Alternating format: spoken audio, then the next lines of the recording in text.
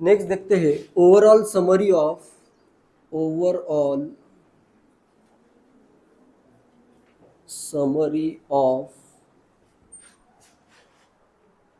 SN2 SN1 E2 E1। कब कौन सी reaction करनी है उसकी ओवरऑल समरी देखते हैं।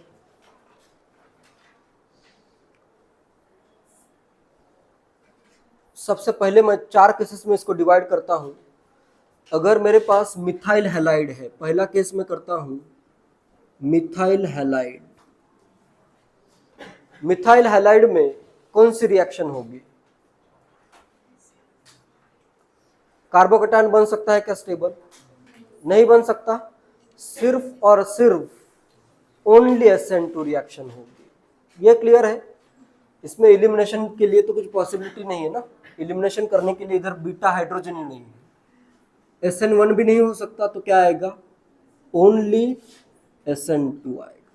क्लियर है? ये पहला पॉइंट है, मिथाइल हैलाइड में सिर्फ SN2 ही हो सकता है। क्लियर है?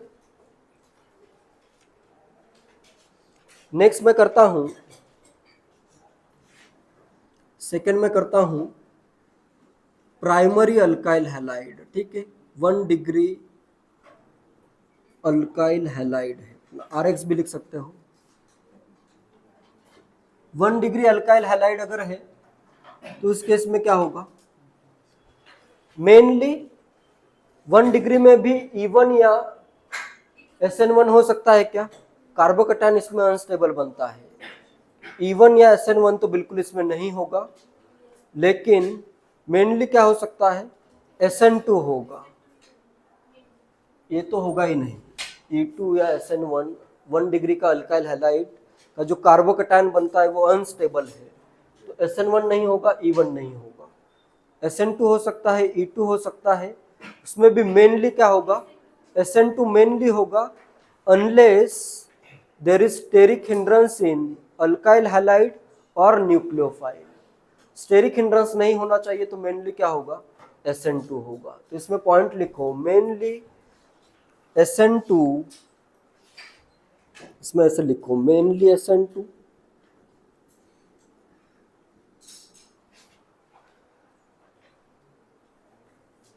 यहाँ पे अगर स्टेरिकली हिंडर्ड अल्काइल हैलाइड हो या फिर स्टेरिकली हिंडर्ड बेस हो तो उस केस में इलिमिनेशन भी हो सकता है। ठीक है, नेक्स्ट पॉइंट लिखो मेनली E2 विथ, या E2 लिखो, मेनली मत लिखो, E2 भी हो सकता है, E2 with sterically hindered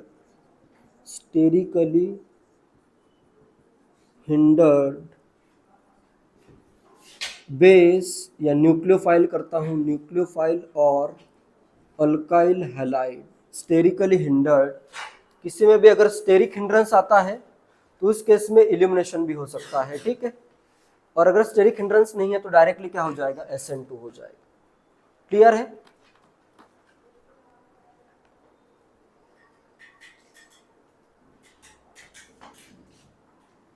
next 2 degree का अगर अल्काइल हैलाइड है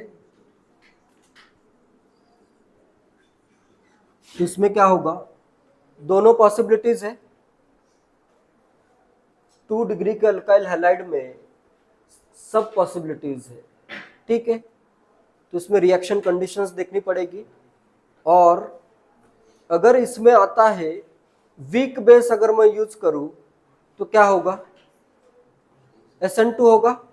वीक बेस अगर मैं यूज करूं, इसमें SN1 SN2 दोनों पॉसिबल है, इसमें सब पॉसिबिलिटीज है। 2 डिग्री के लिए सब पॉसिबिलिटीज है।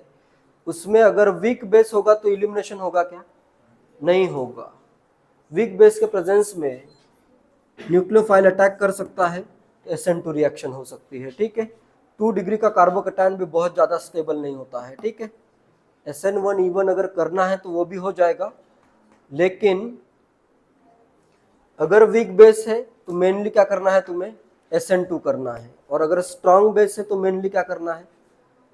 E2 करनी है रिएक्शन। ठीक है, तो इसमें लिखो point, mainly SN2 with mainly SN2 with weak bases, mainly SN2 with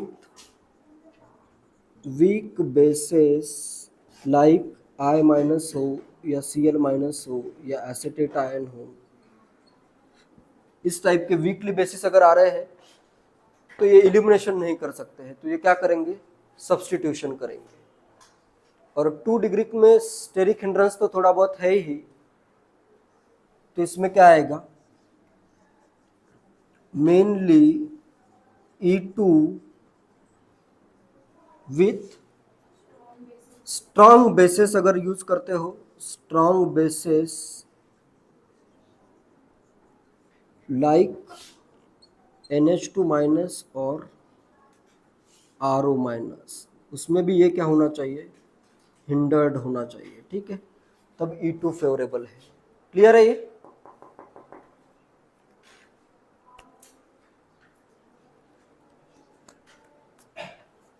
two degree का अगर अल्काइल हैलाइड है तो उसमें SN2 हो सकता है अगर वीक बेस है, E2 हो सकता है मेनली अगर स्ट्रॉन्ग बेस हो, NH2 माइनस तो बहुत ही स्ट्रॉन्ग बेस होता है, NH2 माइनस यूज ही करते हैं एलिमिनेशन में। आगे और मैं एक रिएक्शन पढ़ाऊंगा उसमें जहाँ पे मुझे बहुत ज़्यादा स्ट्रॉन्ग बेस की ज़रूरत पड़ेगी वहाँ पे मैं अमाइड आयन का यूज करूँगा, ठीक है।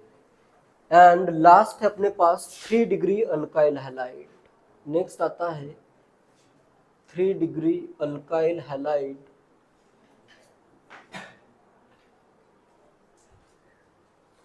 इसमें अगर SN2E2 की कंडीशंस है, SN2 होगा क्या, 3 डिग्री में स्टेरिक हिंड्रेंस बहुत ज़्यादा है तो SN2 पॉसिबल है क्या, नहीं पॉसिबल। यहाँ पे अगर कंडीशंस SN2E2 की है तो यहाँ पे आएगा no SN2 hence only E2। Strong base अगर यूज करते हो, SN2E2 में स्ट्रॉन्ग बेस अगर यूज हो रहा है तो SN2 तो पॉसिबल ही नहीं है, तो सिर्फ क्या होगा, E2 ही होगा। और अगर कंडीशंस SN1 E1 की है तो दोनों हो सकते हैं। ज़्यादा टेम्परेचर पे एलिमिनेशन फेवरेबल, कम टेम्परेचर पे सब्स्टिट्यूशन फेवरेबल। ये सबके लिए है, वैसे इधर भी आएगा आगे पॉइंट में, टेबल में लिखवाता हूँ, इसके लिए नेक्स्ट पॉइंट लिखो, no SN2 so only E2। ये क्लियर है? SN1 E1 हो सकता है। नेक्स्ट लिखो, insolubilities give both SN1 and E1। insolubilities give both SN1 and E1 at lower temperature SN1 is favored, at lower temperature SN1 is favored, at higher temperature E1 is favored। At lower temperature insolubilities give SN1 and E1 दोनों हो सकता है। At lower temperature SN1 is favored, at higher temperature E1 is favored। Clear है? सब notes clear है? कुछ पूछना है पूछो इसमें। इसी का एक टेबल लिख देता हूं, ठीक है, फिर इसके बाद क्वेश्चन करेंगे, ठीक है। नेक्स्ट देखते हैं products expected in substitution elimination reaction. Products expected in substitution and elimination reaction, substitution elimination reactions. इसमें मैं सबसे पहले तो लेता हूं अल्काइल हैलाइड, नेक्स्ट इधर मैं करता हूं SN2 वर्सेस E2 एंड इधर मैं करता हूं SN1 वर्सेस E1। समझ लो पहले, बहुत इजी है। 1 डिग्री का अगर अल्काइल हैलाइड है तो इसमें SN1 E1 होगा क्या, नहीं होगा, तो यहाँ पे क्या आ जाएगा, नो रिएक्शन। 1 डिग्री का अल्काइल हैलाइड का जो कार्बोकैटायन फॉर्म होगा वो अनस्टेबल है, तो उस केस में SN1E1 तो होगा ही नहीं। क्लियर है? मेनली क्या होगा, SN2 अनलेस स्टेरिक हिंड्रेंस अगर नहीं है तो प्राइमरीली क्या होगा, SN2 होगा। प्राइमरीली यहाँ पे मैं कर रहा हूँ, primarily SN2 unless there is steric hindrance. Steric hindrance है तो दोनों पॉसिबिलिटीज है फिर, unless there is steric hindrance. Clear है? स्टेरिक हिंड्रेंस के केस में दोनों तुम्हें पॉसिबिलिटीज कंसीडर करनी पड़ेगी, दोनों आंसर आएंगे। ठीक है, नेक्स्ट मैं करता हूं 2 डिग्री। 2 डिग्री में अगर ये कंडीशंस है तो दोनों फॉर्म होंगे, बोथ आ जाएगा, यहां पे आएगा बोथ, इधर मैं करता हूं बोथ।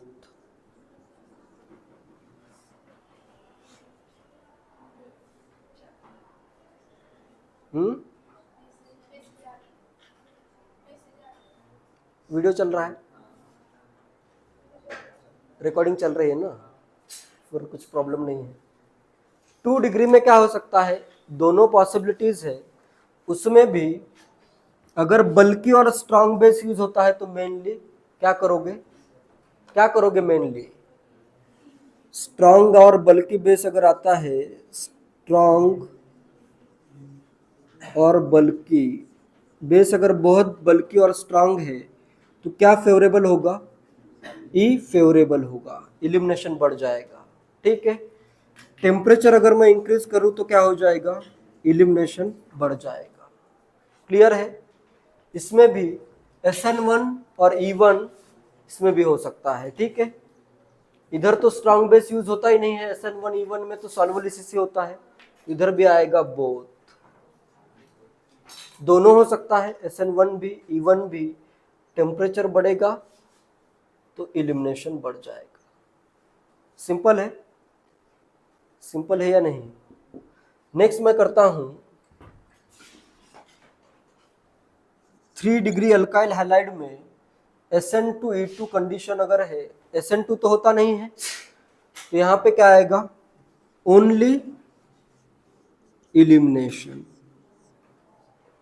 स्टेरिक हिंड्रेंस बहुत ज्यादा तो SN2 पॉसिबल नहीं, डायरेक्टली क्या करोगे, ओनली इलिमिनेशन करोगे। SN1 E1 की कंडीशन है तो क्या हो सकता है, दोनों फॉर्म हो सकते हैं, कार्बोकैटायन स्टेबल फॉर्म हो रहा है, इसमें इलिमिनेशन भी हो सकता है, SN भी हो सकता है, तो इधर आएगा बोथ, और टेम्परेचर बढ़ेगा तो इलिमिनेशन बढ़ेगा। क्लियर है? ये टेबल क्लियर है, इसी का यूज करो और क्वेश्चन के आंसर करो। ठीक है, 4 क्वेश्चन देता हूं, 4 ऐसे कंपाउंड दूंगा, उसमें तुम्हें देखना है किस डिग्री का है, और कुछ केस इसमें अलग अगर आ रहा है या नहीं आ रहा है। एक बार मैं कंडीशन यूज करूंगा SN1 E1 की, एक बार मैं कंडीशन यूज करूंगा SN2 E2 की। ठीक है,